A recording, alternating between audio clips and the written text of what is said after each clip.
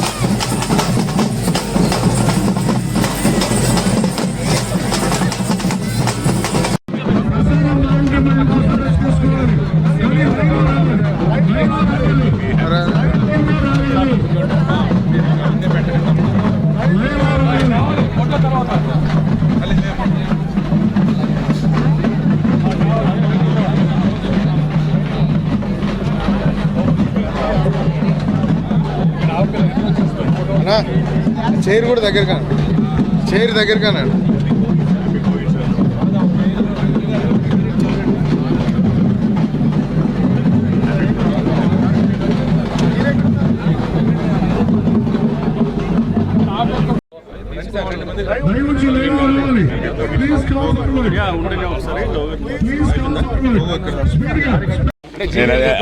అదే బ్రహ్మాండంగా ఉంది. ఎందుకంటే లైక్ ఐ సెడ్, చిన్నప్పటి నుంచి రావడం మొత్తం వైజాగ్ కానీ, విజయనగరం కానీ, శ్రీకాకుళం కానీ, బరంపురం కానీ, ఇప్పుడు బరంపురం కూడా వెళ్తున్నాను. ఈరోజు బరంపురంలో కూడా తెలుగు సంబరాలు ఉన్నాయి.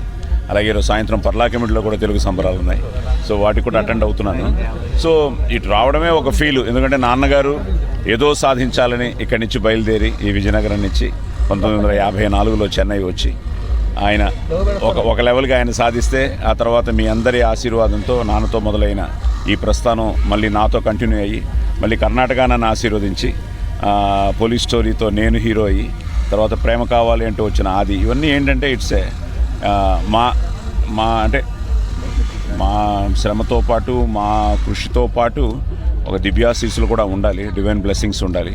సో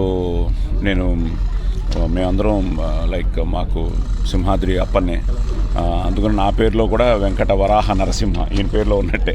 సో సాయి కుమార్ అనమాట. సో నాన్న ఎప్పుడు ఈ వైభవం గురించి, ఎందుకంటే 1974లోనే నేను దుర్యోధనుడి మైసభ విజయనగరంలో చేయడం జరిగింది, రాజేశ్వరరావు గారి మ్యూజికల్ నైట్లో.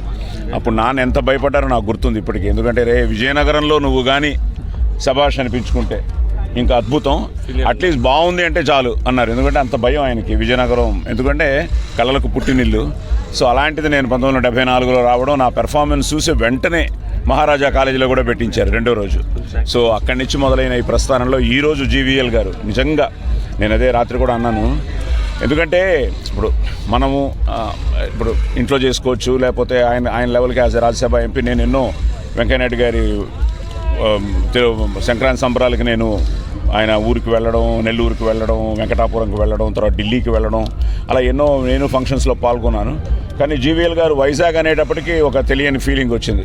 ఉంటుంది ఇంట్లో ఒక ఫ్యామిలీ అన్న తర్వాత ఏంటంటే, ఇప్పుడు మన భోగికి మీరు లేకుండా మీరు వైజాగ్ వెళ్ళిపోతే ఎలాగానే, లేదమ్మా ఒక అద్భుతమైన కార్యక్రమం రేపు సంక్రాంతికి వచ్చేస్తాను అని నేను జీవీఎల్ గారు ఆహ్వానం నాకు ఇవ్వగానే నేను ఇంకో ఆలోచించకుండా తప్పకుండా వస్తాను సార్ అని చెప్పి రావడం జరిగింది. దానికి కారణం వైజాగే, లైక్ యూ సెడ్. ఎందుకంటే నా రీఎంట్రీ కూడా వైజాగ్లోనే స్టార్ట్ అయింది, ఛాలెంజ్ అనే సినిమా చిరంజీవి గారితో.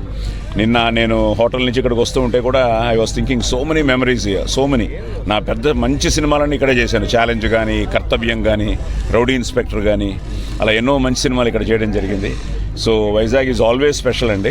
అలాంటి వైజాగ్లో ఈరోజు జీవీఎల్ ఫర్ వైజాగ్ అంటూ ఆయన అద్భుతమైన టీంతో ఈరోజు మన ఉత్తరాంధ్ర సంస్కృతిని, సాంప్రదాయాల్ని, ఆచారాలని, అలాగే కళా ప్రదర్శనల్ని, ఈరోజు సాంస్కృతిక కార్యక్రమాలని ఇంత అద్భుతంగా 4 రోజులు ప్లాన్ చేయడం, నేను రాత్రి అన్నట్టు ఆయన మంచి మాట నన్ను రాత్రి అదేదో ఫ్లోలో వచ్చింది. అదేంటంటే, దేశ జెండాకున్నంత ఆత్మగౌరవం ఉన్న ఆదర్శ పౌరుడు, విశాఖ వైభవం కోసం పాటుపడే నారసింహుడు అని. సో అది జీవీఎల్ నరసింహారావు గారు.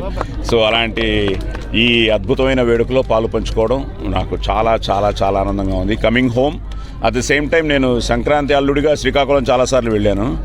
సో ఈసారి బిడ్డగా అల్లుడిగా రెండు వైజాగ్లోనే చేసుకుంటున్నాను. Thank you. అయ్యో అది ఇంకా ఒక తెలియని ఫీలింగ్ అండి, తెలియని ఫీలింగ్.